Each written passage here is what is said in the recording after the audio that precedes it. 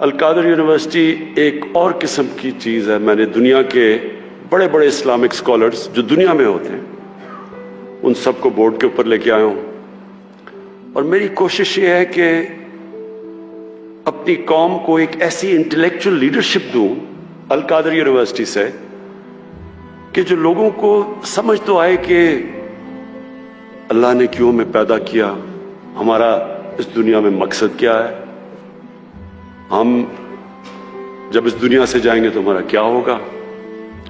یہ صرف اور صرف اللہ نے جتنے بھی پیغمبر بھیجے تھے ان کا مقصد ہی یہ تھا کہ انسانوں کو یہ بتائیں. سب پیغمبروں کا یہی مقصد تھا. تو انسان اور جانور میں کیا فرق ہے؟ جانور بھی آتا ہے, بچے پیدا کرتا ہے, کھاتا پیتا ہے, مر جاتا ہے. تو اگر انسان بھی پیسہ بنائے, بچے پیدا کرے, اپنے لیے کھائے پیے اور مر جائے تو اس میں اور جانور میں زیادہ فرق نہیں ہے. انسان اشرف المخلوقات ہے, اللہ کی سب سے عظیم مخلوق. فرشتوں کو اللہ نے کہا کہ اس کے سامنے جھکو, اور شیطان کو اللہ نے اس کو یعنی جو اس کو کنڈیم کیا وہ کیا اس لیے کہ اس میں تکبر تھا. وہ کہتا میں انسان سے زیادہ سپیریئر ہوں. لیکن اللہ نے کہا کہ میں نے انسان میں وہ صلاحیتیں دی ہیں جو تمہیں بھی نہیں پتا اور تمہیں بھی نہیں دی.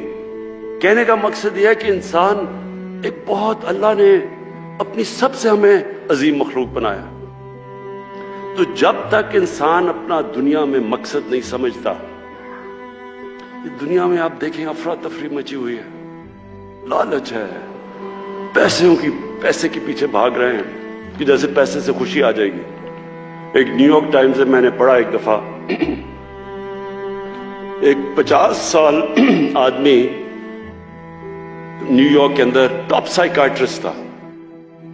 اس نے 50 سال کے بعد اپنی فائنڈنگز دی, اور اس کے نمبر 1 فائنڈنگ کیا تھی کہ اس نے کہا جو میرے پیشنٹس تھے ان میں نے ایک چیز دیکھی کہ جتنا اس کا پیسہ بڑھتا رہا اور اس کی دولت بڑھتی رہی, اتنی اس کی خوشی کم ہوتی گئی. انورس ریلیشن شپ تھی پیسے کی اور خوشی کی. اب میں کہنا نہیں چاہتا لیکن ہمارے بھی ہیں, آپ دیکھیں کہ وہ اتنے بڑے بڑے یہاں اربوں پتی بیٹھے ہوئے ہیں. آپ یقین کریں, میں آپ کو لکھ کے دیتا ہوں کہ ان کو پتہ ہی نہیں کہ ان کے پاس کتنا پیسہ ہے. 30 سال میں اس ملک کا پیسہ چوری کیا, ان کو پتہ ہی نہیں ہے کتنا پیسہ ہے. لیکن اللہ قرآن میں کہتا ہے کہ میری زمین پہ نکل کے دیکھو, ہر جگہ میرے اشارے ہیں, ہر جگہ میں سبق دیتا ہوں تمہیں. تو ان کو دیکھو کہ لعنت ہے ایسے پیسے کی. بچے بھی جھوٹ بول رہے ہیں, وہ بھی جھوٹ بول رہے ہیں, کبھی ہسپتال میں جا رہے ہیں, کبھی جیل میں جا رہے ہیں. یہ ہمارے لیے عبرتناک چیز ہے. یہ پیسہ خوشی نہیں دیتا. خوشی اس کو ملتی ہے جو آپ 5 وقت کی نماز میں اللہ سے ایک چیز ہی مانگتے ہیں کہ اللہ مجھے ان کے راستے پہ لگا جن کو تو نے نعمتیں بخشیں, ان کے نہیں جو اپنی تباہی کے راستے پہ نکل گئے.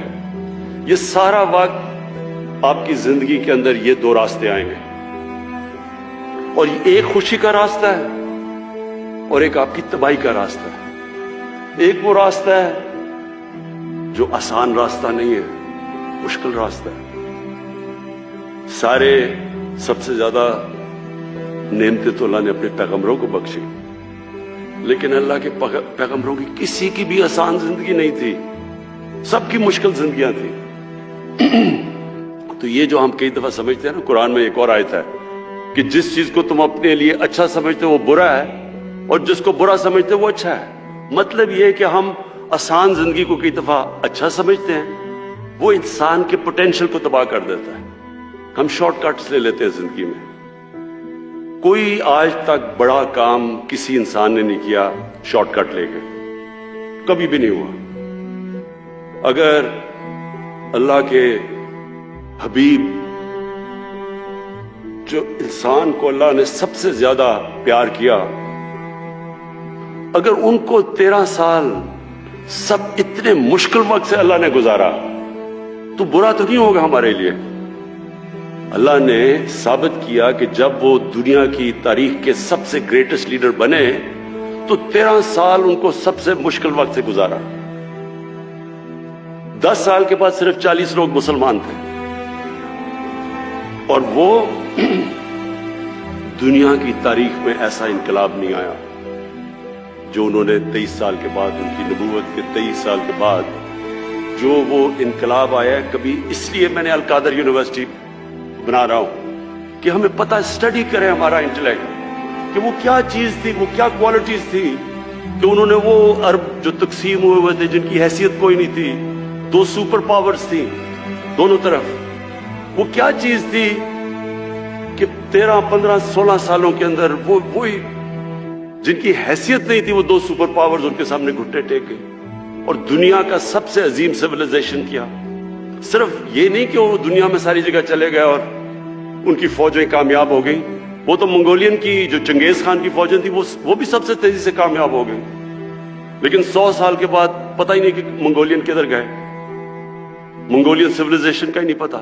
انہوں نے تو وہ سویلائزیشن قائم کیا جو سب سے عظیم سویلائزیشن تھا اور جس کی وجہ سے اگر یورپ آج اور ویسٹ آگے بڑھا ہے تو وہ سویلائزیشن نے جو نالج کو ڈیولپ کیا اور پھر آگے ان کے سائنٹسٹ مسلمانوں نے آگے چھوڑا.